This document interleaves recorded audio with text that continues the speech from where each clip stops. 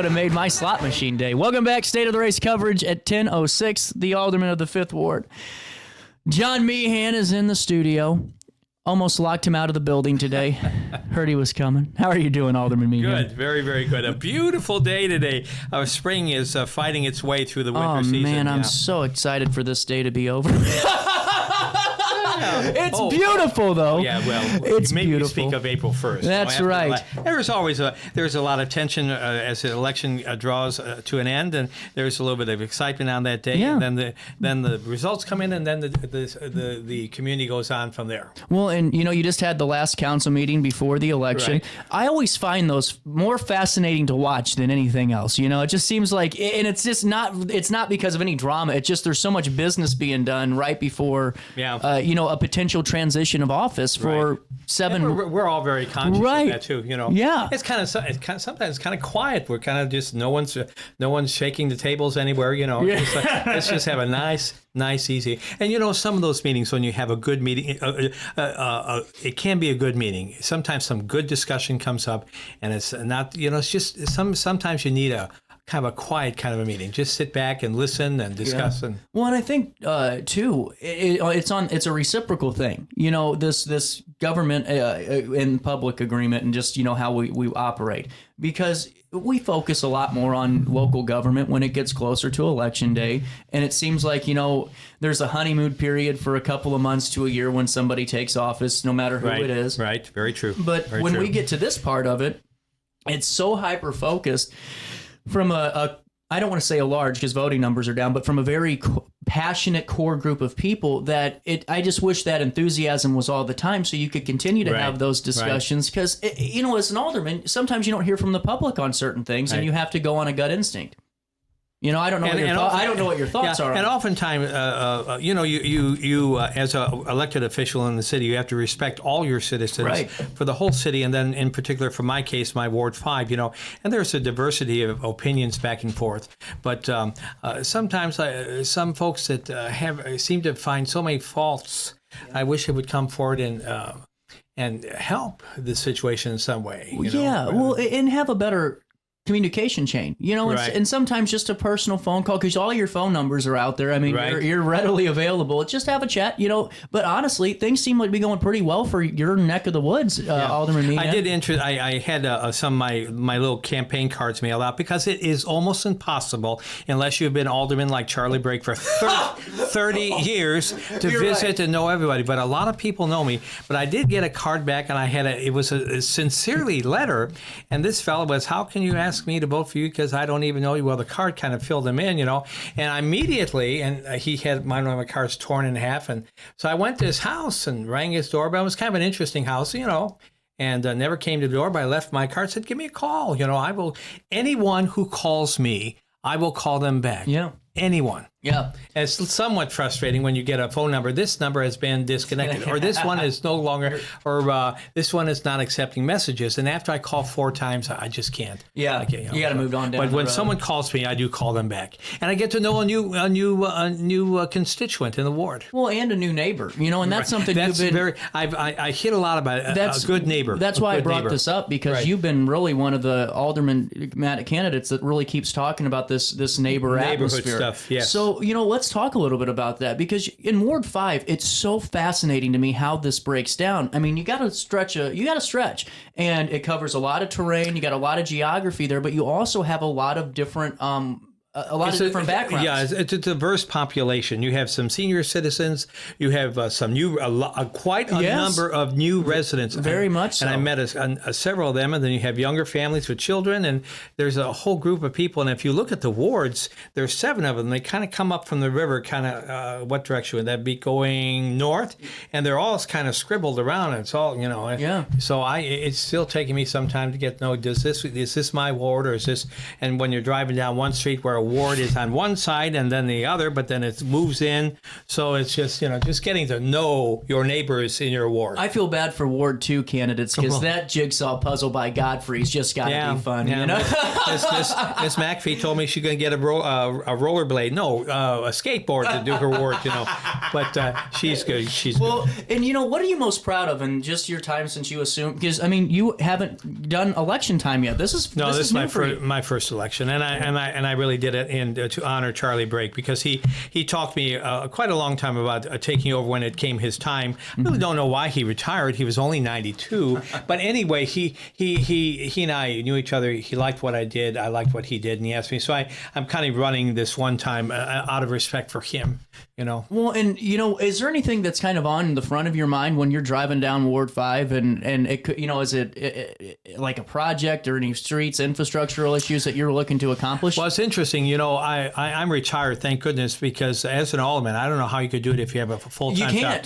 I don't know really because I drive the ward. Yeah. If I see a house that's in need of repair, if some gutters are hanging or shutters are falling off, or if there's a house that's vacant that you could get in, that's a big concern. Call the police, make sure that's taken care of. Yeah. And I don't care if I'm in another ward. I was in another ward recently, and I saw this house on Sunday, called the police department and called the city, and before 24 hours were up, they had it secured. So things like that, looking for buildings that are not secured, that's most important.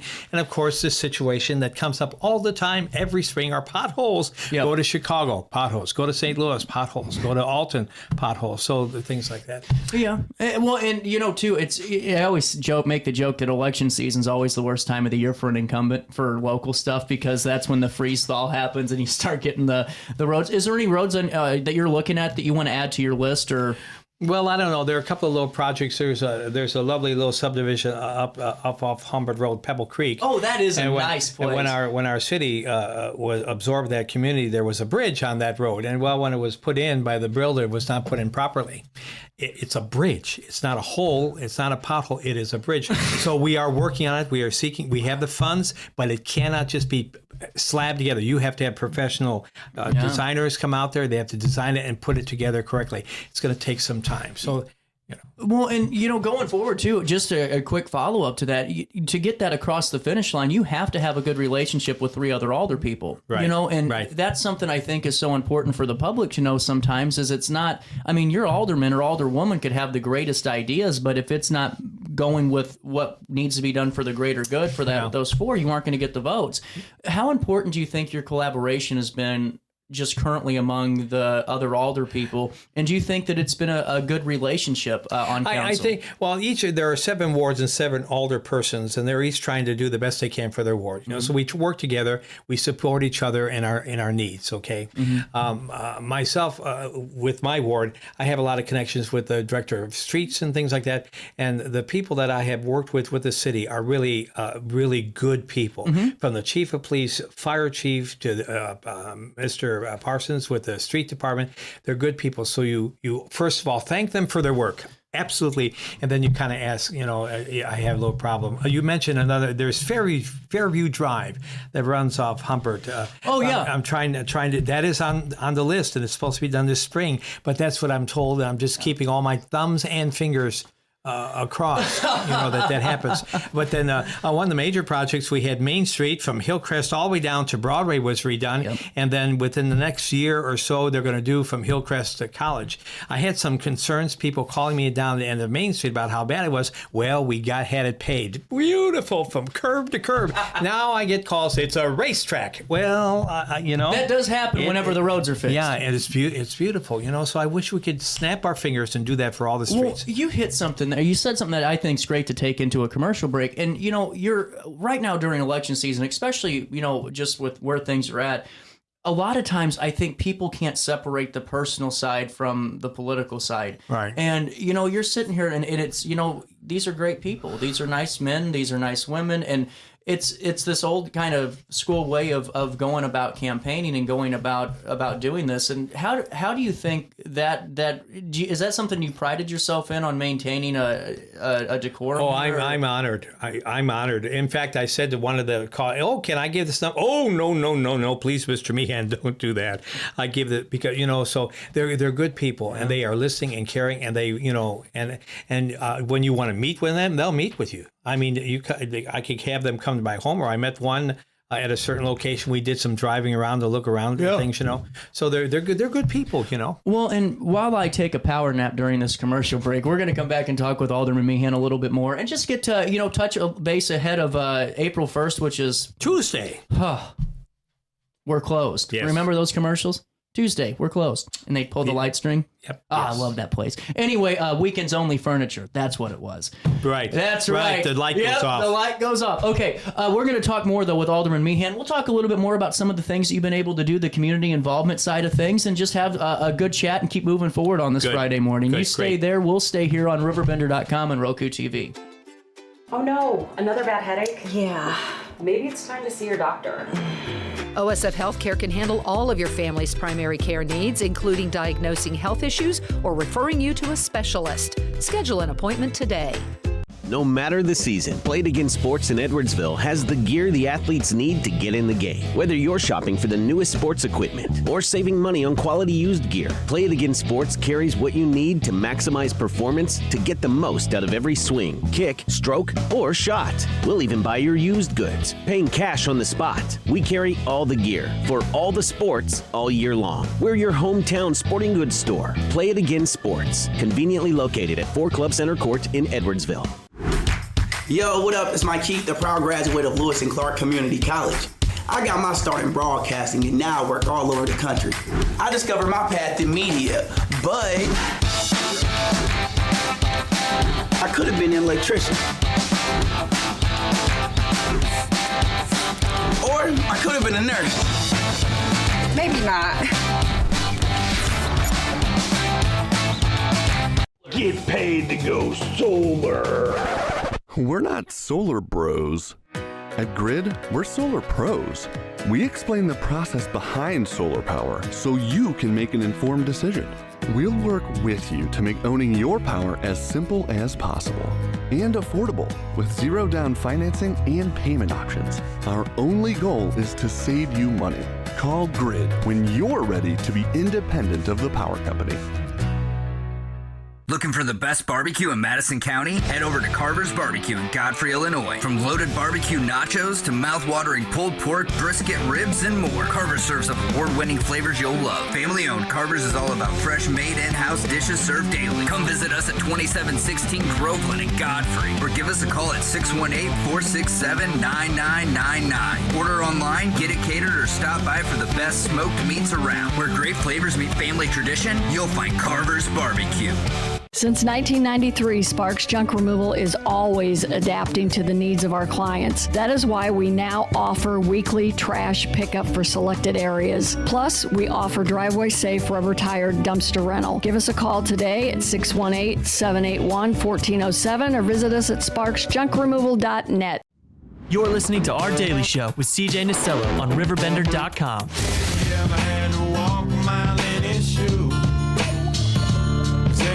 Might know what it's like to sing the blues.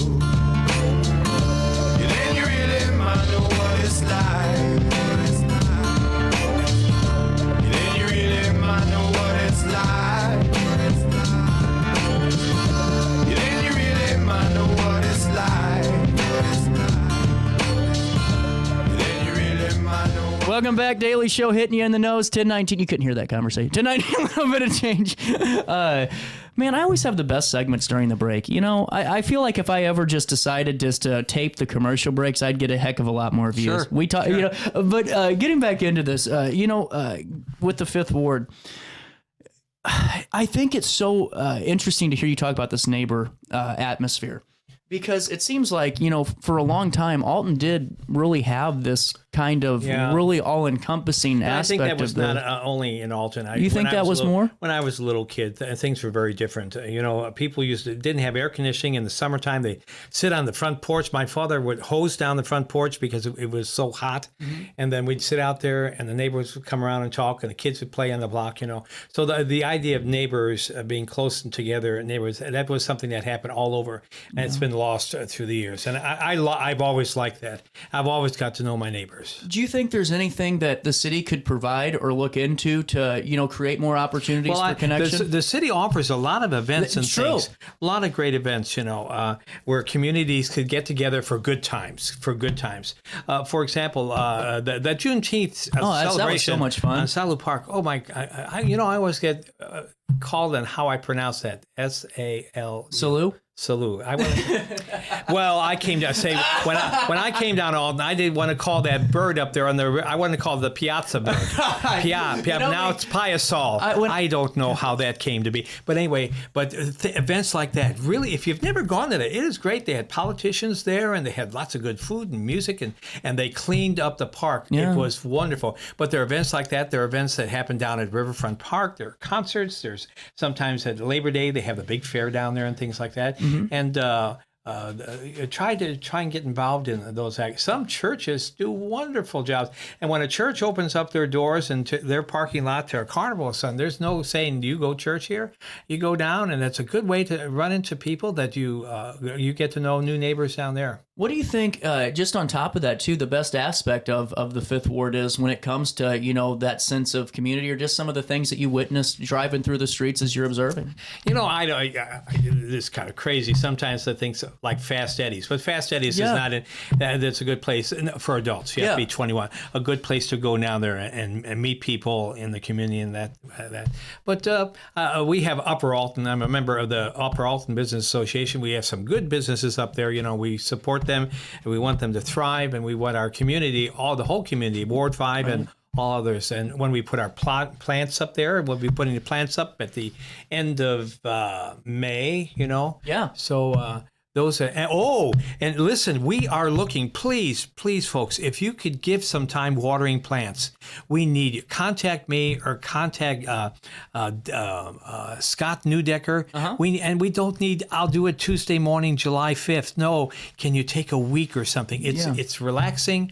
You have a little golf cart, and you could work together, and you wave to people, and they blow the horns as you drive by, and it beautifies Upper Alton. It's really neat. And it goes back into that being a neighbor thing, and that's so important because it's really fun to be out there and kind of volunteering and taking a couple of days or like you said, a week and get something done like that. And during my time, I did get a little sign made for Dale Newdecker. He's an insurance agent, lived in the area for over 50 years. He's having his health troubles right now, and it was a surprise. And what a deserving person for that. And we're going to have one made for Mr.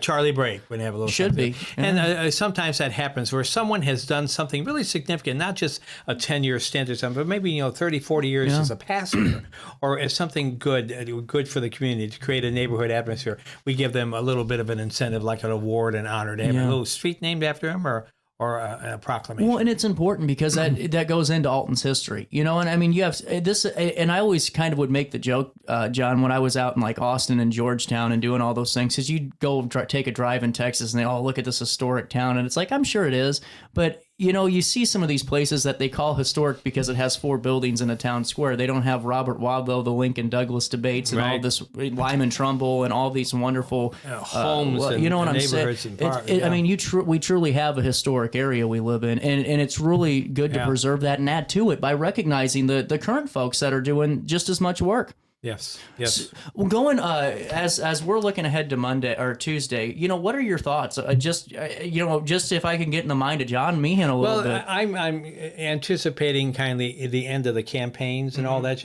and my signs will be taken down. I'm not sure if I could take them down anytime, but they'll be taken down within 24 hours of the end. Good man. That's a good man. And everyone should do that. Everyone who has signs, please take them down, unless the person put their signs in. person that asked you permission to do so said, will you take it down for me and discard it or something? Yeah. But we want to get those signs down. And then, as you're looking ahead for this next 4 years, if, you're elected on reelected on Tuesday, would you be reelected or elected?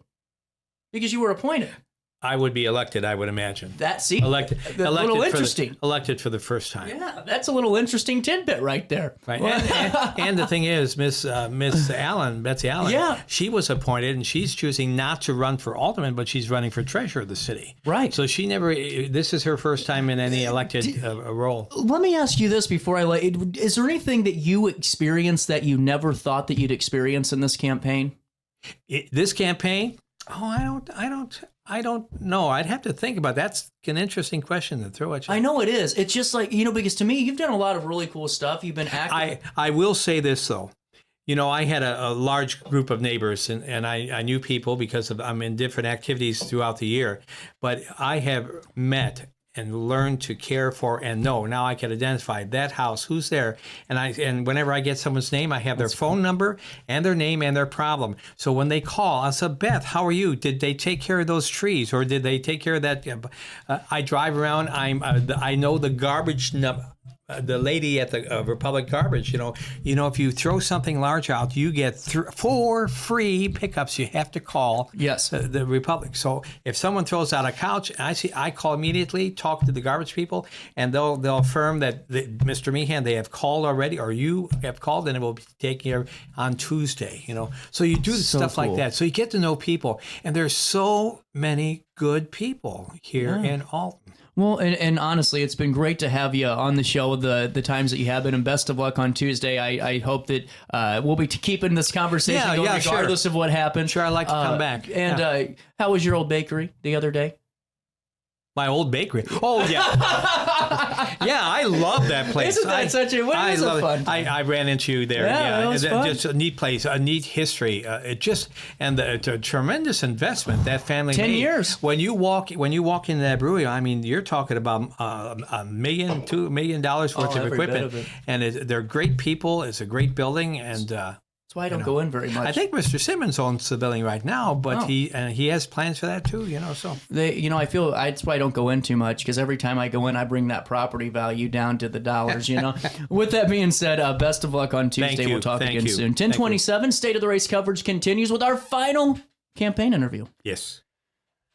4th Ward Alderman candidate Rodney Smith will join us in just a few seconds to fill us in on his vision for the 4th Ward and so much more after this.